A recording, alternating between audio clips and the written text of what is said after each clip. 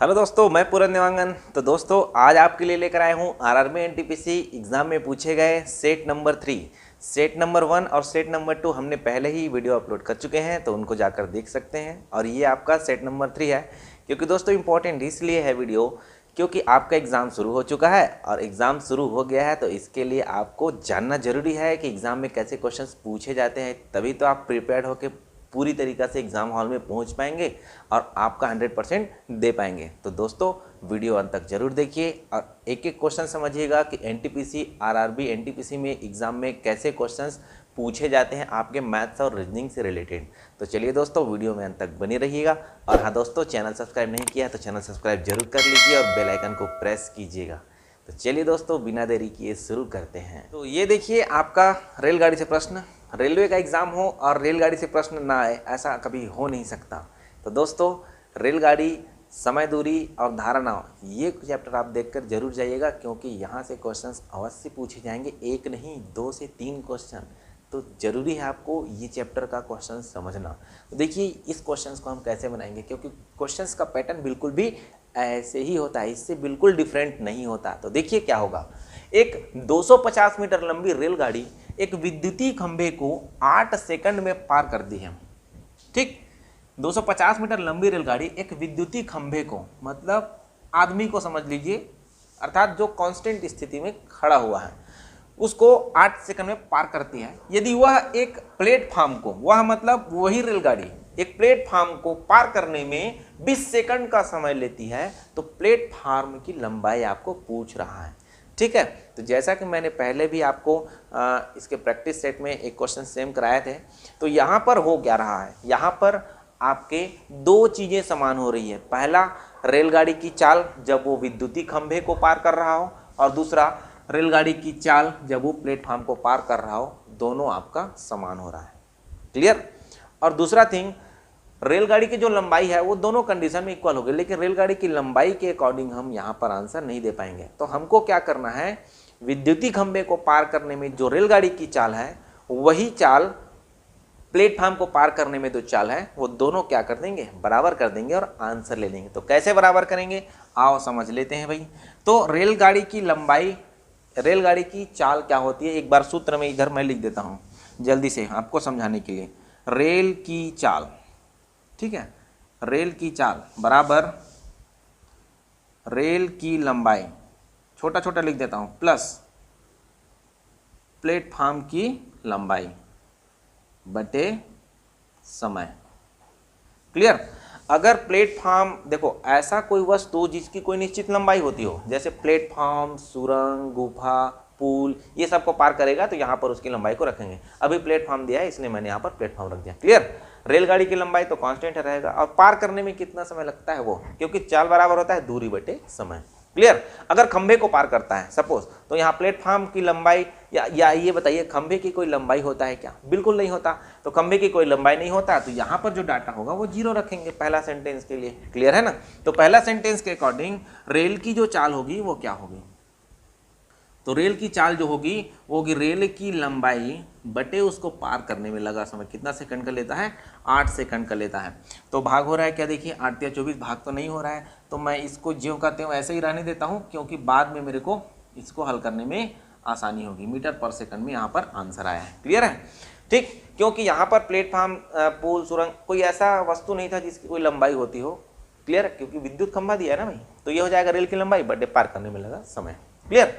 अब रेल की चाल एक कंडीशन और होगा, रेल की चाल दूसरी कंडीशन में क्या दिया है, दूसरी कंडीशन में रेल की चाल दिया है प्लेटफॉर्म को अगर पार करता है तो रेल की चाल बराबर यही सूत्र लगाना है, 250 मीटर प्लस प्लेटफॉर्म की लंबाई, प्लेट बस लिख रहा हूँ ना, उसको उतना को आप समझिए, बटे कितना समय लेता है जी, 20 सेकंड का, 20 सेकंड का समय। तो देखिए ये दोनों एक ही रेल की चाल है, तो दोनों आपस में समान होगा कि नहीं, बिल्कुल होगा। तो दोनों को समान कर देते हैं और रेल की आपके प्लेटफॉर्म की लंबाई ले लेते हैं। तो प्लेटफॉर्म की लंबाई को x मानूंगा जब हल करते रहूँगा। ठीक है, तो यहाँ पर इसलिए का चिन्ह डालेंगे और हल कर देंगे। 250 बटे 8 किस में है दोस्तों, मीटर पर सेकंड में। यूनिट का बड़ा महत्व है इस रेलगाड़ी वाले चैप्टर में, ध्यान से समझिएगा। ये हो जाएगा 250 मीटर प्लस रेलगाड़ी की लंबाई को x मीटर मान लेता हूँ बटे 20 सेकंड। क्लियर। देखिए यहाँ मीटर पर सेकंड, यहाँ भी मीटर पर सेकंड, दोनों तरफ यूनिट समान है तो हम फटाफट क्या कर देंगे, आंसर ले लेंगे काट पीट कर। तो चलो जो कटेगा काटेंगे, नहीं कटेगा ज़बरदस्ती नहीं करना किसी के साथ। क्लियर? तो 2 4 दूनी 8 और 4 पंचे 20। क्लियर? और काट दो, चलो काट देते हैं। 2 1 कम 2, 125 दूनी 250। चलिए 125 पंचे 625 बराबर 250 प्लस x। ठीक है, यहाँ तक समझ में आया ना? 625, 125 का 5 से गुणा करेंगे तो हो जाएगा 125 पंचे 625 बराबर 250 प्लस x। तो x बराबर हो जाएगा आपका 625 माइनस 250। तो चलो घटा दो भाई, x बराबर क्या मिलता है देख लो। तो 5 में 0 गया तो 5, 12 में 5 गया तो 7 और 6 में 3 गया तो 3। 375 ऑप्शन में दिया है क्या? 375 मीटर बिल्कुल दिया है, ऑप्शन नंबर ए। देखिए कितना जल्दी से आंसर ले सकते हैं। आई होप दोस्तों क्वेश्चन समझ में आ गया। और वीडियो लाइक जरूर करना, तो वीडियो में फटाफट कमेंट जरूर करो, क्योंकि मुझे भी तो लगना चाहिए कि कौन कौन वीडियो पूरा देख रहा है और कौन कौन नहीं देख रहा है। क्लियर है ना? तो वीडियो पूरा जरूर देखिए, क्योंकि आप ही के लिए बनाया जा रहा है, तो मौका बिल्कुल भी ना गंवाइए। चलिए अगले क्वेश्चन को जल्दी से पढ़ लेते हैं। तो देखिए यहाँ पर 2 क्वेश्चन है, फटाफट बना लेते हैं जल्दी से। यदि 16/a बराबर 1/√25 है तो a का मान ज्ञात कीजिए। तो ये जो पहला ऊपर में आपको क्वेश्चन दिख रहा है वो दशमलव भिन्न, डेसिमल फ्रैक्शन या साधारण भिन्न कहते हैं, उस चैप्टर से लिया गया है। तो देखिए इसको बनाते कैसे हैं, ये देखिए। आपको इसके लिए मैं बेसिक कॉन्सेप्ट और पहले बता चुका हूँ। अगर नहीं मालूम इस चीज़ का बेसिक कॉन्सेप्ट तो आप मेरा पुराना वीडियो जाकर जल्दी से देख सकते हैं। इसके लिए मैं डेसिमल फ्रैक्शन का स्पेशली आपको चीज़ें सिखाया हूँ कि आपको कैसे कन्वर्ट करते हैं रूट वाले नंबर को, है ना। चलिए 16/a यहाँ पर लिख देता हूँ। 16/a बराबर 1/√0.25। देखिए दशमलव के बाद अपने को जोड़ा 2 अंकों का बनाना होता है। ठीक है, तो 2 अंकों का जोड़ा यहाँ पर बन गया। तो इसको हल कैसे करेंगे? तो ये हो जाएगा 16/a बराबर 1/, देखिए दशमलव के बाद जोड़ा बना, तो जोड़ा बनने के बाद संख्या दिख क्या रहा है? 25। ठीक है, तो 25 का रूट में अगर करना चाहें तो कितना होगा? 5। अब देखिए दशमलव के बाद कितना जोड़ा बना है? 1 जोड़ा, तो दशमलव लगेगा 1 अंक का। यहाँ पर 0 सुंदरता के लिए लगाएंगे। क्लियर? अब देखिए 13 गुणा कर दीजिए, आंसर ले लीजिए। तो 16 पंचे 80, ये हो गया 8 और ए का 1 से गुणा होगा तो ए। तो ए बराबर कितना आ जाएगा? 8। आपको ऑप्शन कौन नजर आ रहा है? Option number A. तो ऐसे बना लेते हैं जल्दी से इस क्वेश्चन को। आई होप समझ में आ गया। वहाँ देखो आपको सेकंड क्वेश्चन नजर आ रहा होगा, एलसीएम एचसीएफ चैप्टर से लिया गया है, लसा मसा चैप्टर से, है ना। ध्यान दीजिएगा, बहुत इंपॉर्टेंट प्रश्न है। ऐसे प्रश्न आपको केवल भयभीत करने के लिए दिया जाता है कुछ नहीं इस प्रश्न में। देखो फटाफट कैसे बना लेंगे। 2 संख्याओं का एचसीएफ 24 है, इसका एलसीएम निम्नलिखित में से कौन सा हो सकता है? एचसीएफ मतलब महत्तम समापवर्तक, म सा दिया है 24, तो ल सा एलसीएम कौन सा हो सकता है? ये क्वेश्चन आपको पूछ रहे हैं। तो देखिए जो प्रश्न का 2 संख्याओं का एलसीएम जो होगा वो हमेशा याद रखिएगा HCF म स से विभाजित होगा। एलसीएम जो होगा हमेशा किससे विभाजित होगा? HCF से विभाजित होगा। इसका मतलब है हम दिए गए ऑप्शन को 24 से भाग करके देखेंगे, जो भाग हो जाएगा वही आंसर ले लेंगे। तो देखो ऑप्शन नंबर बी 144, 24 छक्के 144 बार आपके 144 6 बार में काउंट कट रहा है। क्लियर है? तो यहाँ पर ऑप्शन में आपको बी ले लेना है, क्योंकि 136, 128 और 118 ये तीनों आपके HCF दिए गए 24 से नहीं कट रहा है। तो देखिए ये क्वेश्चन कितना आसान है ना। तो ऐसे क्वेश्चंस आपको एग्जाम में पूछे जाते हैं। आई होप दोस्तों दोनों क्वेश्चन आपको समझ में आ गया होगा। चलो जल्दी से अगले क्वेश्चन को फटाफट देख लेते हैं। तो देखिए इंपॉर्टेंट क्वेश्चन है, सबसे ज़्यादा बार एग्जाम में लाभ हानि से पूछे जाने वाले क्वेश्चन है। तो ध्यान से समझिएगा, एकदम आसान है, एकदम अच्छे तरीके से मैं इसको समझाने वाला हूँ। एक दुकानदार अपने सामान पर क्रय मूल्य से 25% अधिक मूल्य अंकित करता है। जो क्रय मूल्य है सीपी है उससे कितना % अधिक मूल्य अंकित करता है? 25% अधिक क्या कर देता है? रेट लगा देता है। आफ्टर देन क्या करता है? और अंकित मूल्य पर जो रेट उन्होंने लगाया उस पर 25% की छूट दे देता है। ठीक है, कुल लाभ या हानि कितने % हुआ इसको ज्ञात करना है। तो देखिए मेरे प्यारे साथियों, जब भी सीपी में इतने % वृद्धि और जो नया मूल्य है उसमें इतने % की कमी अगर हो जाता है तो ऐसे प्रश्नों में हमेशा उन दुकानदार को हानि होता है। ठीक है, तो इसके लिए मैं एक सटीक ट्रिक बताने वाला हूं, क्योंकि देखिए यहाँ अभी देखिए यहाँ 25% अधिक बोला और यहाँ 25% की छूट देगा, मतलब कमी कर दिया। तो यहाँ परसेंटेज समान है तो इसके लिए अलग, और परसेंटेज जब अलग अलग होगा उसके लिए अलग ट्रिक। तो ऐसा मैं बिल्कुल भी नहीं बताने वाला हूँ। क्लियर है? दोनों के लिए एक ही ट्रिक हम प्रयोग करने वाले हैं एकदम आसानी के साथ। तो देखते रहिए क्या ट्रिक है इसका, और बहुत ही मज़ेदार ट्रिक है और बहुत ही इंपॉर्टेंट क्वेश्चन है आपके एग्जाम के लिए, क्योंकि यहाँ से 99% क्वेश्चन पूछे ही जाते हैं। तो देखो प्रश्न में आपको क्या करना है, लाभ या हानि बराबर। अच्छा, आपको पहचानना कैसे है, मूल्य अधिक हो गया फिर अधिक मूल्य में कमी कर दिया, या मूल्य में लाभ हुआ फिर अधिक जो लगा है उसमें हानि हो गया, तो इस प्रकार का क्वेश्चन पूछा जाता है। क्लियर है ना? तो इसको आप ध्यान रखिएगा। लाभ या हानि बराबर हो जाएगा plus minus x plus minus y plus x into y upon 100, जहाँ एक्स और वाई जो होगा उसको हम प्लस और माइनस चिन्ह के साथ हर जगह रखेंगे, क्योंकि मेरे प्यारे साथियों यहाँ पर अधिक या छूट या कमी की बात होगी, या लाभ की बात होगी, हानि की बात होगी, तो यहाँ पर जो वैल्यू होगा वो कहीं ना कहीं आपके डाटा को में रखेंगे जरूर। क्लियर है ना? तो देखिए प्लस चिन्ह किसके लिए डिनोट करेंगे, लाभ के लिए डिनोट करेंगे, और माइनस चिन्ह किसके लिए डिनोट करेंगे, हानि के लिए। क्लियर है? ये इतना बात ध्यान रखिएगा। या लाभ अर्थात अधिक बोलेगा तो भी आप क्या चिन्ह प्रयोग करेंगे, प्लस, और छूट दे देगा या कमी कर देंगे तो भी आप क्या चिन्ह प्रयोग करेंगे, माइनस चिन्ह प्रयोग करेंगे। इतना बात आपको समझ में आई। एक्स और वाई के वैल्यू को प्लस और माइनस चिन्ह के साथ रखना होगा, ध्यान देना जहां प्रश्न में दिया होगा। तो देखिए 25% अधिक हो गया मूल्य में कितने परसेंट, तो एक्स बराबर आपको दिया प्लस 25%, 25% बढ़ा दिया, लेकिन जो बढ़ा हुआ मूल्य है उसमें 25% की छूट दे दी। दैट मीन्स वाई का जो वैल्यू है वो माइनस 25% है। क्लियर है? इसको यहाँ पर रखेंगे और हल कर लेंगे। तो लाभ या हानि क्या है ये अभी भी हमको नहीं मालूम, वो जब हल करेंगे तो उत्तर आएगा वो बताएगा अपने को, है ना? तो लाभ या हानि अभी नहीं मालूम। तो देखिए एक्स का वैल्यू क्या है, प्लस 25, तो प्लस 25। उसके बाद वाई का वैल्यू क्या है, माइनस 25, तो माइनस 25। यहाँ पर प्लस चिन्ह कांस्टेंट है, ध्यान रखिएगा, प्लस, फिर एक्स और वाई का जो वैल्यू है उसको आप क्या करेंगे, चिन्ह के साथ रखेंगे। तो प्लस 25 और गुणा हो जाएगा माइनस 25, बटे हो जाएगा आपका, इसको कोष्टक में लिख देते हैं ना, बटे हो जाएगा 100। क्लियर?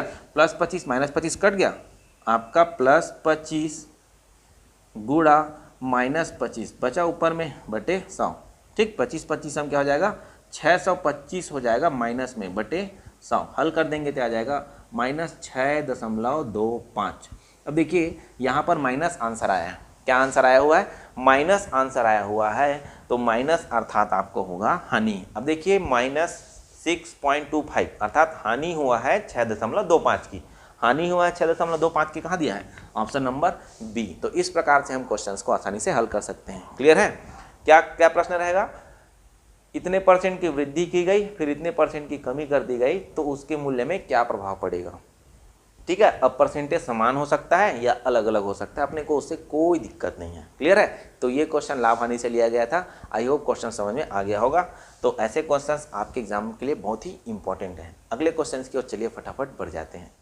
देखिए ये जो क्वेश्चन है बहुत ही आसान क्वेश्चन है, क्षेत्रफल एरिया से लिया गया है, और ये सिली सा क्वेश्चन है, बहुत आपको देखने में ऐसा लग रहा होगा कि क्या होगा उत्तर, लेकिन बहुत ही आसान है। देखो इसके बारे में आपको पहले से थोड़ा बहुत तो मालूम होगा, लेकिन मैं अभी डिटेल में इसको बता देता हूँ कि क्या होता है इसका जो चीज़ें हैं समांतर चतुर्भुज के बारे में क्या क्या तथ्य आपके सत्य है उसको देखिए। यदि एक समांतर चतुर्भुज ABCD का क्षेत्रफल 25 वर्ग सेंटीमीटर है तो त्रिभुज BCD का क्षेत्रफल ज्ञात कीजिए। समांतर चतुर्भुज दैट मीन्स पैरेललोग्राम। क्लियर है? तो पैरेललोग्राम समांतर चतुर्भुज होता कैसे है, कुछ इस प्रकार होता है। दैट मीन्स आयत रेक्टेंगल को इस कोने से अगर धक्का दे दें तो जैसे ही बेंड होगा वो, क्लियर है ना, यहाँ क्या हो जाएगा, वो समांतर चतुर्भुज में बदल जाएगा। ठीक है? आयत अर्थात रेक्टेंगल में क्या होता है, जो आंतरिक कोण होता है दो भुजाओं के बीच वो हमेशा 90 डिग्री होता है। दैट मीन्स वहाँ हमेशा समान होता है, लेकिन इसमें समान नहीं होता। आंतरिक कोण जो होता है प्रत्येक भुजा, दो भुजाओं के बीच जो बना गया कोण है वो समान नहीं होता है। ये एक चीज़ हो गया। तो जब आयत को हम हल्का सा धक्का दे देंगे दैट मीन्स उसके एंगल में क्या करेंगे, चेंज कर देंगे, तो वो बन जाता है समांतर चतुर्भुज। ठीक है? तो समांतर चतुर्भुज में आमने सामने की जो भुजाएं वो बराबर होंगी और समांतर भी होंगी, लेकिन कोण समान नहीं होगा। यही इसकी परिभाषा है। ठीक है? तो हम इसका नामकरण पहले कर देते हैं, ABCD। क्लियर? प्रश्न ने कहा BCD, त्रिभुज BCD, दैट मीन्स यहाँ से कहीं ना कहीं एक रेखा गुजरेगी। ठीक है? जिसको हम विकर्ण रेखा कहेंगे। क्लियर। इधर AC से भी एक रेखा गुजरेगी, उसको भी विकर्ण रेखा कहेंगे। तो इसमें 2 विकर्ण होंगे, एक छोटा एक बड़ा। लेकिन प्रश्न ने कहा है BD और C के बारे में, ठीक है। तो हम एक ही विकर्ण खींचे हैं, ठीक। तो इसका एक गुण होता है विकर्ण का कि समांतर चतुर्भुज में जो विकर्ण होता है वो इस चतुर्भुज को 2 बराबर भागों में विभक्त कर देता है। बातें क्लियर हुई? 2 बराबर भागों में, अर्थात एक क्षेत्रफल इधर, एक क्षेत्रफल इधर, क्लियर। तो 2 बराबर क्षेत्रफल में क्या कर देता है, डिवाइड कर देता है। तो टोटल क्षेत्रफल आपका कितना है, 25। कितना दिया है, 25 वर्ग सेंटीमीटर।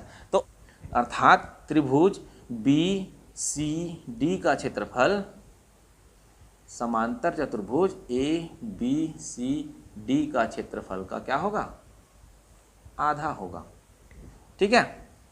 त्रिभुज BCD का जो क्षेत्रफल होगा वो समांतर चतुर्भुज ABCD का क्षेत्रफल का आधा होगा। दैट मीन्स 25 का आधा कितना हो जाएगा, 25 का आधा 12.5। अब देखो ध्यान देना, ऑप्शन में कभी कभी चकित करता है। 12.5 तो 2 जगह लिखा है, एक B ऑप्शन में, एक D ऑप्शन में। तो 12.5 क्या क्षेत्रफल सेंटीमीटर में होता है ओनली, या वर्ग में होता है, केवल इकाई में होता है कि वर्ग इकाई में होता है, ये आपको ध्यान देना है। तो हमेशा वर्ग इकाई में दिया जाता है, अर्थात वर्ग लिखा रहेगा क्षेत्रफल के साथ, तो वर्ग सेंटीमीटर। आई होप दोस्तों ये क्वेश्चंस आपको समझ में आ गया होगा। चलिए अगले क्वेश्चन को जल्दी से देख लेते हैं, और वीडियो को लाइक जरूर करते रहिए और अपने दोस्तों के साथ शेयर जरूर कीजिए। देखो 2 क्वेश्चन है आपके सामने, बहुत ही इंपॉर्टेंट है दोनों क्वेश्चन। एक क्वेश्चन आपके बहुलक है ना, और दूसरा क्वेश्चन आपका घातांक करनी से लिया गया है। तो पहले इसको समझ लेते हैं, फिर इसको समझ लेंगे, क्या दिक्कत है ना। समझे किसी को भी, लेकिन समझना तो सबको है, ठीक। यदि 4 power 3 into 5 power 6 equal to 10 power m हो तो m का मान ज्ञात कीजिए। तो प्रश्न में देखिए आपको m कहाँ पर दिया है, m दिया है पावर में। दैट मीन्स बेस इक्वल करना पड़ेगा, क्योंकि बीच में बराबर है ना, बेस इक्वल करना पड़ेगा तो पावर इक्वल टू पावर हो जाएगा, ये रूल है इसका। तो चलो बेस इक्वल करने की कोशिश करते हैं। तो 4 को हम लिख सकते हैं 2 का पावर 2 और पूरे का पावर 3। 5 को कुछ नहीं लिख सकते, ज्यों कहते हो। 10 को 10 ही लिखेंगे, ठीक है। तो देखिए पावर का पावर में, अच्छा जितना छोटा हो सके बेस को आप करते जाइए, आपको सॉल्यूशन आगे मिलते चले जाएगा, है ना। बिल्कुल भी टेंशन नहीं लेना है। तो 2 का पावर 2 और उसका पावर 3, तो पावर का पावर में संबंध होता है गुणा का, तो 2 3 6 हो जाएगा। तो यहाँ पर जो आएगा 2 का पावर 6 गुणा 5 का पावर 6 बराबर 10 का पावर m। क्लियर हुआ? अब देखो जब पावर समान हो, बीच में गुणा चिन्ह हो, तो आधार आपस में गुणा हो जाता है। तो 5 दूनी हो जाएगा 10 और पावर जो है कॉमन रहेगा दोनों के लिए, 10 का पावर m। देखो मैंने पहले कहा था आप क्या कर लीजिए, आधार बराबर कर लीजिए, बेस बराबर हो गया तो पावर जो है वो क्या हो जाएंगे, आपस में बराबर। तो यहाँ से आपका क्या निकला, m बराबर 6 कहाँ दिया ऑप्शन में, ऑप्शन नंबर बी। कितना जल्दी आसानी से हम इस क्वेश्चन का सलूशन कर लिए। देखिए अब आगे देखते हैं। ये क्वेश्चन आपको लग रहा होगा कठिन, लेकिन है नहीं। कैसे है आइए समझ लेते हैं। यदि निम्नलिखित आंकड़ों का बहुलक 52 है तो x का मान ज्ञात कीजिए। तो देखिए 52, 45, 49, 54, 56, 52, x-3 और 56। तो बहुलक किसको बोलते हैं ये आपके दिमाग में होना अनिवार्य है। तो बहुलक किसको बोलते हैं साथियों, दिए गए आंकड़ों में जिसकी पुनरावृत्ति, जिसकी रिपीटेशन सबसे ज्यादा होगी वही आपका बहुलक कहलाएगा। तो प्रश्न में क्या बोला है, बहुलक 52 है, मतलब 52 सबसे ज्यादा बार आया है। 52 क्या हुआ है, सबसे ज्यादा बार आया है। तो पहले तो इसको बढ़ते क्रम या घटते क्रम में जमा लेते हैं। बढ़ते क्रम में घटते क्रम में जमाने के बाद जिसकी पुनरावृत्ति सबसे ज्यादा बार होती है वही आपका बहुलक कहलाता है। तो इसको पहले बढ़ते क्रम में जमा लेते हैं भाई, है ना। 45, 49, फिर आ जाएगा आपका 52, फिर 52 2 बार दिया है। फिर उसके बाद x-3 नहीं मालूम, अभी रहने देते हैं कहीं भी एक जगह, 54 और हो जाएगा आपका 56 और 56।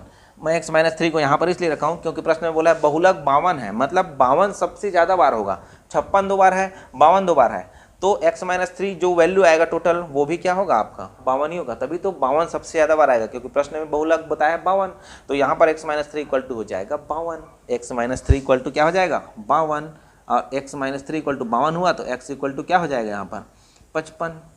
Clear, 55 option number B. आसानी से आंसर दे पाए हमने। अब 55 - 3 अर्थात 52 ही है डाटा, ठीक है ना, दिया गया अलग टाइप का वो यहाँ पर। क्लियर, तो यहाँ पर 52 आया तो 52 52 52 कितने बार आया, 3 बार 52 आया, इसलिए वो क्या हो गया, बहुलक हो गया। तो इस प्रकार से छोटा सा क्वेश्चन रहता है, आपको केवल थोड़ा सा घुमा देता है, तो आपको बिल्कुल भी डरने की बात नहीं है। वीडियो देख रहे होंगे तो पूरा समझ में आएगा और आप आगामी एग्जाम के लिए भी एकदम तैयार रहेंगे।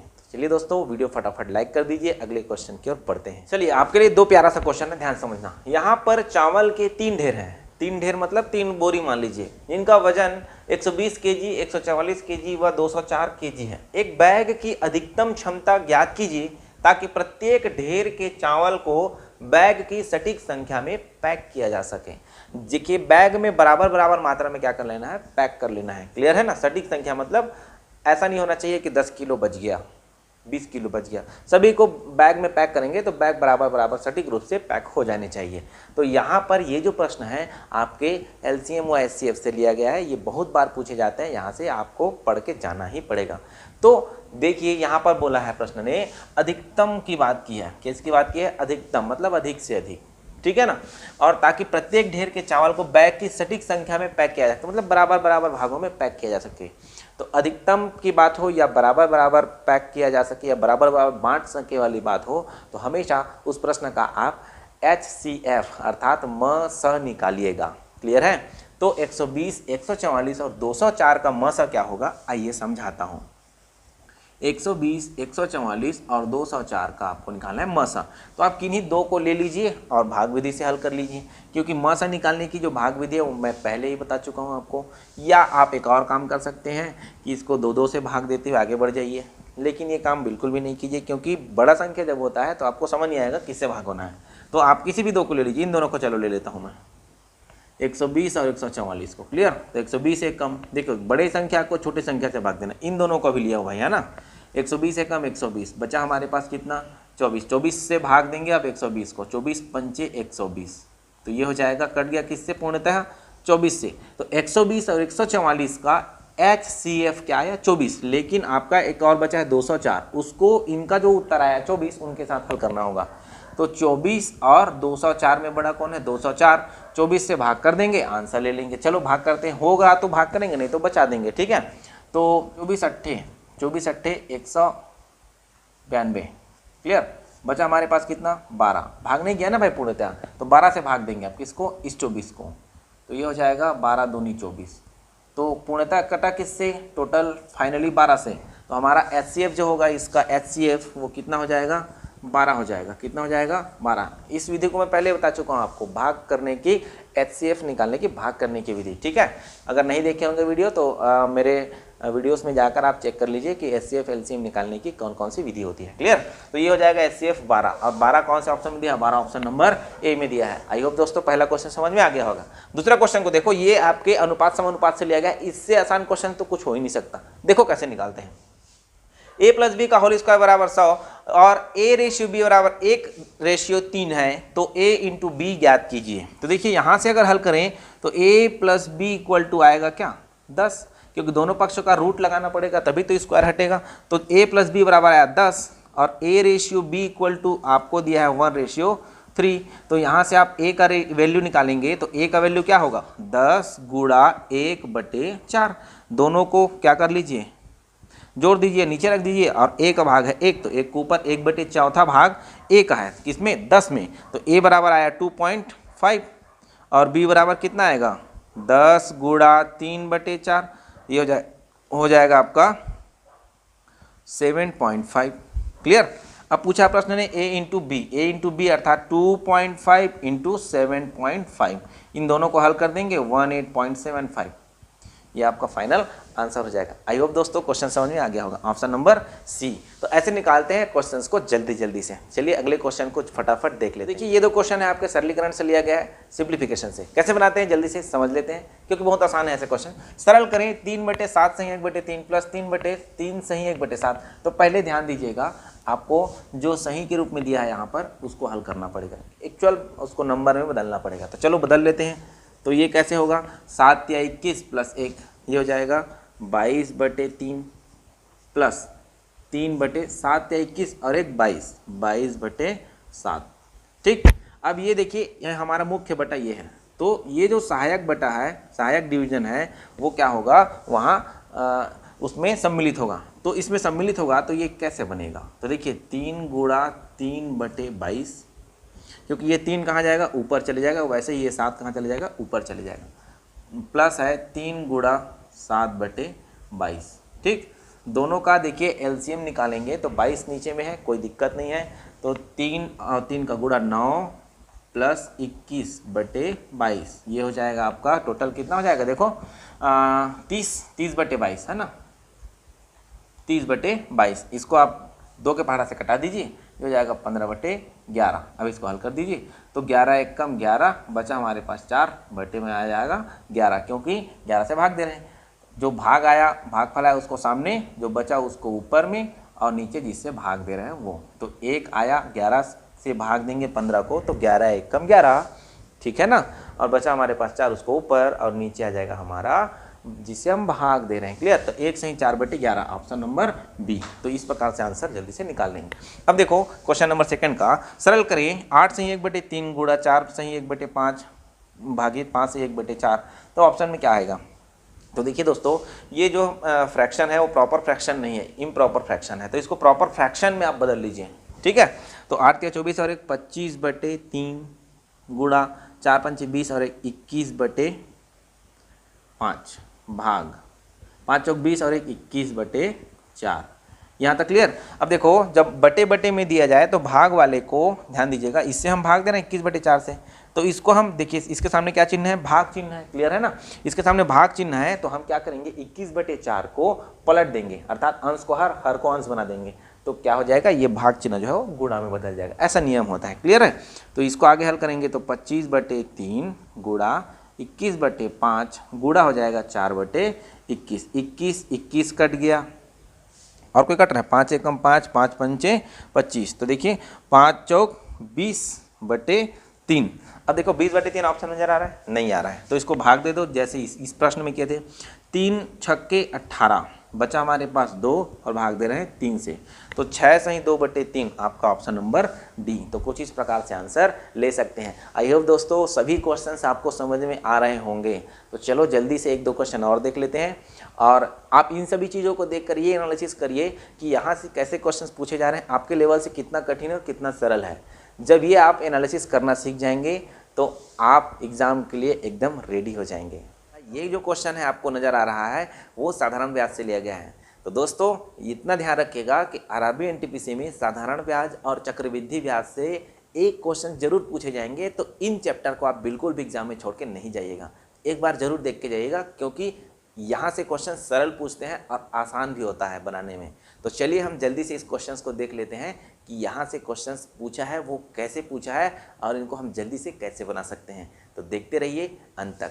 तो समझिएगा, इसके मैं 2 तरीका आपको बताऊंगा। एक तरीका बेसिक मेथड बताऊंगा और दूसरा तरीका आपको बताऊंगा मैं इसके ट्रिक की बात।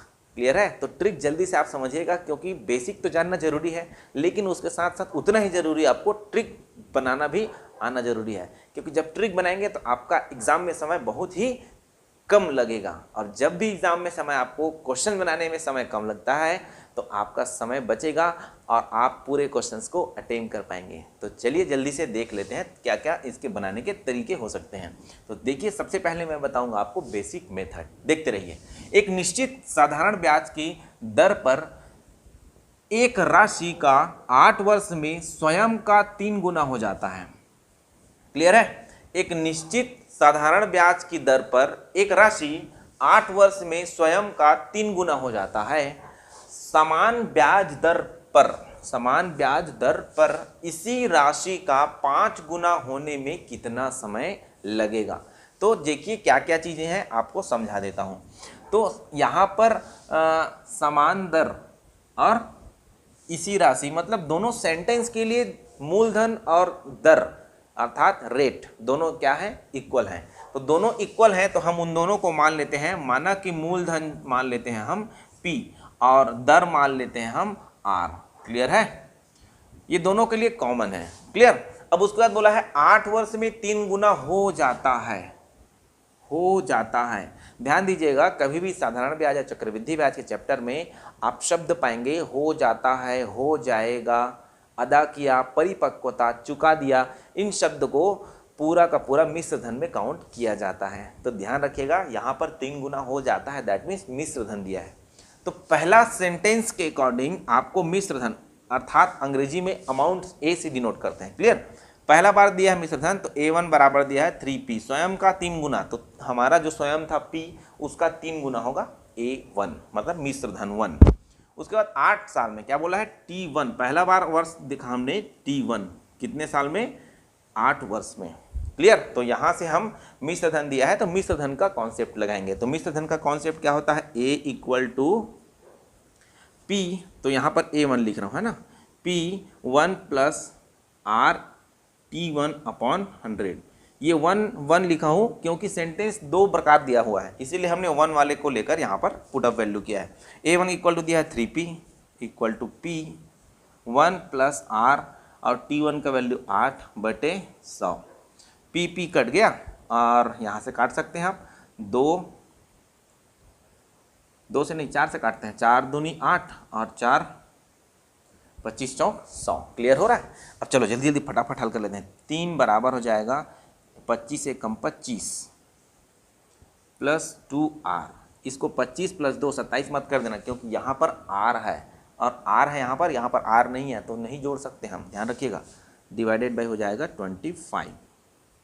क्लियर। तो 25 दिया 75 यहाँ पर चलो हल कर देते हैं। 75 माइनस 25 बराबर 2R।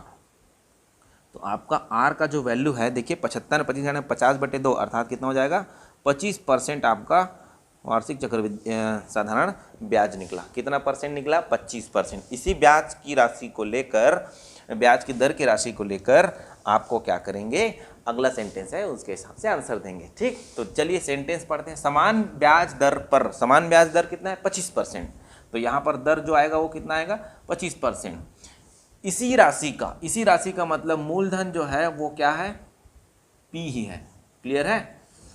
5 गुना हो जाने में, दैट मीन्स A2 आपको दिया है 5 गुना, हो जाएगा, हो जाता है, हो जाना, ये सब क्या कहलाता है, मिश्र धन में आता है। तो मिश्र धन आपका सेकंड टाइम मिला तो A2 दिया हमने। ठीक है। कितना समय लगेगा तो हम नहीं जानते भाई, T2 समय लगेगा भाई। T1 यहाँ पर पहला बार सेंटेंस दिया था तो T1, दूसरा बार सेंटेंस दिया है तो T2 रख देंगे। क्लियर। इसको सेम कॉन्सेप्ट में रखेंगे मिश्र धन वाले। तो A2 बराबर क्या हो जाएगा प्यारे साथियों, P1 प्लस R T2 रखेंगे इस बार, डिवाइडेड बाई 100। क्लियर। तो देखिए A2 का वैल्यू क्या है 5P और P यहाँ पर रखेंगे ज्यों कहते हो क्योंकि P दोनों के लिए इक्वल है। 1 प्लस R का वैल्यू कितना है 25 इंटू T2 अपॉन 100। ठीक है। 25 से कम 25, 25 चौक 100। P भी कट जाएगा तो 5 बराबर क्या मिला 1 प्लस T2 अपॉन 4, यही मिला ना, 4 एकम 4 प्लस T2 अपॉन 4, तो ये हो जाएगा 5 equal to 4 plus T2 upon 4। ये चीज़ें आप जल्दी जल्दी कर सकते हैं एग्जाम हॉल में, है ना, मैं आपको सिखाने के लिए सब चीज़ें बता रहा हूँ। ओके, और इधर हल कर देते हैं, चलिए फटाफट। तो 5 चौक 20 बराबर 4 प्लस T2, तो T2 इक्वल टू हो जाएगा 20 माइनस 4, अर्थात T2 बराबर क्या निकल जाएगा सारे साथियों 16 वर्ष। कितने वर्ष 16 ईयर। तो 5 गुना हो जाने में कितना समय लगेगा 16 साल का समय लगेगा। आई होप दोस्तों क्वेश्चन समझ में आ गया होगा। तो चलिए दोस्तों जल्दी से हम इसके ट्रिक को भी सीख लेते हैं। अब देखिए इसका जो ट्रिक है फार्मूला बेस्ड बताऊंगा, ठीक है, ध्यान समझना। इसको पहचानने का तरीका क्या है, इसको पहचानने का तरीका है कि प्रश्न में गुना शब्द का प्रयोग हुआ है। क्लियर है। प्रश्न में क्या शब्द प्रयोग हुआ है, गुना शब्द का प्रयोग हुआ है। तो गुना शब्द कितने बार प्रयोग हुआ है यहाँ पर आइए चेक कर लेते हैं, पढ़ लेते हैं प्रश्न एक बार। एक निश्चित साधारण ब्याज की दर पर एक राशि 8 वर्ष में स्वयं का 3 गुना हो जाता है। तो पहला बार गुना मिला अपने को 3 गुना, गुना शब्द की बात हुई है, मतलब पहला बार गुना मिला अपने को। आगे बोलता है समान ब्याज दर पर इसी राशि का 5 गुना, फिर से गुना मिला अपने को एक बार और, होने में कितना समय लगेगा। तो आपको गुना यहाँ पर शब्द जो है कितने बार मिला है, तो 2 बार मिला है। एक बार मिला 3 गुना करके और एक बार मिला 5 गुना करके। तो गुना शब्द के बारे में बात हो रहा है। गुना जो लिखा है वो गुना लिखा कितने बार है, 2 बार लिखा हुआ है यहाँ पर। क्लियर है। पहला जो गुना है वो 3 गुना है और दूसरा जो गुना है वो 5 गुना के साथ लिखा है। क्लियर है। तो ध्यान दीजिए इसका हम जल्दी से आपका फार्मूला से कैसे निकाल सकते हैं। तो ये हो जाएगा आपका T2 upon T1 equal to गुना 2 माइनस 1 अपॉन गुना 1 माइनस 1। यही करना है, आपको आंसर ले लेना है। गुना वाले साधारण ब्याज का कोई सा भी प्रश्न हो, आप इस ट्रिक से सभी क्वेश्चंस को आसानी से बना सकते हैं। अच्छा, कभी कभी समय के साथ समय को कांस्टेंट कर देता है। जैसे यहाँ पर ब्याज को कांस्टेंट किया ना, ब्याज की दर को, वैसे ही क्या कर देता है, कभी कभी समय को कांस्टेंट कर देता है। तो यहाँ पर आप ऐसे भी प्रयोग कर सकते हैं, R2/R1 जो आपको दे। जैसे यहाँ पर प्रश्न में समय को लेकर बताया है, क्लियर है। हो सकता है आपको दर को लेकर गुना के साथ दे, तो आप दर को गुना के साथ हल कर सकते हैं, इस प्रकार भी R2/R1। यहाँ तक क्लियर। तो अभी आपको प्रश्न में दिया है समय के साथ गुना का कॉम्बिनेशन, तो आप क्या कर लेंगे, समय और गुना का कॉम्बिनेशन को उठा लेंगे और हल कर लेंगे। तो चलिए मैं इसको मिटा देता हूँ और इसके साथ हल कर देता हूँ। तो देखिए सेकेंड टाइम T2 आपको देखिए क्या क्या दिया है, पहले यहाँ पर मैं नोट डाउन कर देता हूँ आपके समझने के लिए, केवल और केवल आपके समझने के लिए है। देखिए 3 गुना हो जाता है, पहला बार गुना मिला था तो गुना 1 जो होगा वो हमारा होगा 3, और 5 गुना हो जाने में मतलब गुना 2 जो दिया है वो हो जाएगा हमारा 5। क्लियर है। प्रश्न में पहला बार 8 वर्ष का प्रयोग हुआ तो T1 जो है वो हो जाएगा 8, और कितना समय लगेगा, that means T2 second sentence में आपको पूछ दिया T2 को। क्लियर हो रहा है। उल्टा भी कर सकता है, सेकेंड टाइम में इतना समय लगा तो फर्स्ट टाइम में कितना समय लगेगा, ऐसा भी पूछ सकता है, कैसे भी पूछ सकता है, लेकिन आपको बनाना इसी में है। सेंटेंस में जैसे जैसे पढ़ते जाएंगे वैसे वैसे नामकरण होते जाएगा। पहला सेंटेंस रहेगा तो T1 गुना 1, दूसरा सेंटेंस होगा T2 गुना 2 होगा। क्लियर। अब आप क्या करेंगे, इसको पुटअप कर देंगे। तो T2 कितना दिया, देखो नहीं दिया, इसी को पूछा। T1 कितना दिया, देखो T1 आपको दिया है 8, गुना 2 मतलब 5 दिया है यहाँ पर, 5 - 1, और गुना 1 आपको दिया है 3, 3 - 1। हल कर दो, आंसर ले लो। T2/8 बराबर 5 में 1 गया तो 4/2, 2 1 कम 2 दूनी। तो T2 बराबर आपको क्या मिला, T2 बराबर 8 दूनी 16। यही तो आंसर लेना था। देखो कितना आसान है। तो चलिए आपको समझ में तो आ गया होगा, इसको प्रैक्टिस करते रहिए। किसी भी गुना को चेंज करके आप ले सकते हैं, कोई दिक्कत नहीं। प्रश्न लेकिन सही होना चाहिए, है ना। प्रश्न गलत है, कुछ भी ले रहे हैं तो फिर आंसर भी गलत ही आएगा। तो आपको ध्यान रखना है कि ये आपका हो गया ट्रिक में फार्मूला मेथड। तो इसको आप याद कर लीजिए, छोटा सा फार्मूला है और आसानी से आप ऐसे प्रश्न को जल्दी से बना लीजिए। आई होप दोस्तों ये क्वेश्चन आपको समझ में पूरा आ गया होगा, और आशा करता हूँ कि आप इस वीडियो को लाइक भी करेंगे। तो चलिए अगले क्वेश्चन की ओर जल्दी से बढ़ जाते हैं। चलिए देखिए 2 महत्वपूर्ण प्रश्न है, एकदम इंपॉर्टेंट है। पहला जो क्वेश्चन है आपके घातांक करने से लिया गया है, आप तो देख ही पा रहे होंगे। a⁻6 × a⁻4 भागित a⁻3। तो ये कैसे दिखेगा भाई, हम जानते हैं कि बॉडमॉस के रूल से सबसे पहले भाग होता है, लेकिन ये दिखेगा कैसे उसको पहले समझ लो। a⁻6 × a⁻4 divided by a⁻3, क्योंकि भाग हम a⁻4 को दे रहे हैं। क्लियर है ना। तो हम क्या करेंगे, देखो आधार समान, क्या समान, आधार समान, तो घातें आपस में घट जाती है। कब की स्थिति में, जब चिन्ह बीच में भाग का हो। क्लियर। आप इसको ऐसे बना सकते हैं, ठीक है। तो देखिए यहाँ क्या होगा, a⁻6 × a⁻4 - 3। क्लियर। -4 तो पहले ही है, -3 घटेगा क्योंकि आधार समान बीच में भाग चिन्ह है, तो पावर आपस में घट जाती है। क्लियर हो रही बातें। तो ये हो जाएगा आपका a⁻6 × a⁻7। क्लियर। अब देखो आधार समान तो, और बीच में गुणा का चिन्ह है, आधार समान और बीच में गुणा का चिन्ह है, तो पावर आपस में जुड़ जाता है। तो a⁻6 + -7 जुड़ेगा, लेकिन -7 है यहाँ, ये हो जाएगा a⁻−1। अब जब भी माइनस में पावर आता है, इसका मतलब है वह एक उल्टी संख्या होती है, दैट मीन्स अपोजिट नंबर। अंश का हर का अंश होता है, तो ये हो जाएगा 1/a option number C. I hope question समझ में आ गया होगा। अब देखिए अगला क्वेश्चन बहुत ही आसान है, क्षेत्रफल से लिया गया है। 22 सेंटीमीटर की परिधि वाले एक वृत्ताकार क्षेत्र का क्षेत्रफल ज्ञात कीजिए। ये क्वेश्चन आपके क्षेत्रफल से लिया गया है, बहुत आसान है, ध्यान समझिएगा।